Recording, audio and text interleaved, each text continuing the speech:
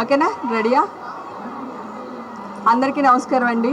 ఇవాళ దుర్గమ్మ వారి దర్శనానికి వచ్చాను. ప్రతి సంవత్సరం వస్తాను. ఈ సంవత్సరం కూడా వచ్చాను. ఈ సంవత్సరంలో ఒక ప్రత్యేకత ఉంది. ఆ దుర్గమ్మ తల్లి లాస్ట్ ఇయర్ నా మీద మీరందరూ వేసిన నీలాపు నిందల్ని తుడిచిపెట్టింది. నాకు కొండంత ధైర్యాన్ని ఇచ్చి మళ్ళీ ఈరోజు నన్ను గుడికి వచ్చేటట్టు చేసిందండి. నేను చేయని తప్పుకి మీరందరూ చాలా బలి చేశారు.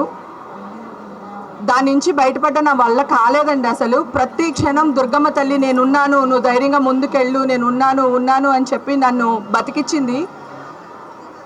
ఎన్ని జన్మలు ఎత్తినా ఈ కనకదుర్గమ్మ వారి ఆశీస్సులను కానీ ఆవిడిచ్చిన అండదండలు కానీ మర్చిపోలేనండి. చాలా థ్యాంక్స్.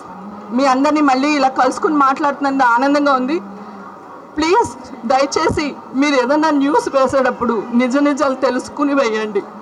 మీరందరూ చాలా పెద్దవాళ్ళు, గొప్పవాళ్ళు, చదువుకున్న వాళ్ళు, సంస్కారవంతులు. ప్లీజ్ ఈరోజు గుళ్ళో ఉండి చెప్తున్నాను, నేను ఏ తప్పు చేయలేదండి. ఓకేనా? Thank you sir, thank you. అమ్మవారిన శత్రు బాధ నశించాలని కోరుకున్నానండి.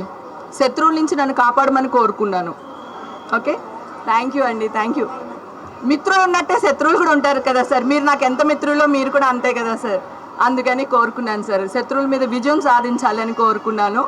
So thank you so much అండి. ప్లీజ్ దయచేసి అందరూ నన్ను అర్థం చేసుకోవాలని కోరుకుంటున్నాను. Thank you.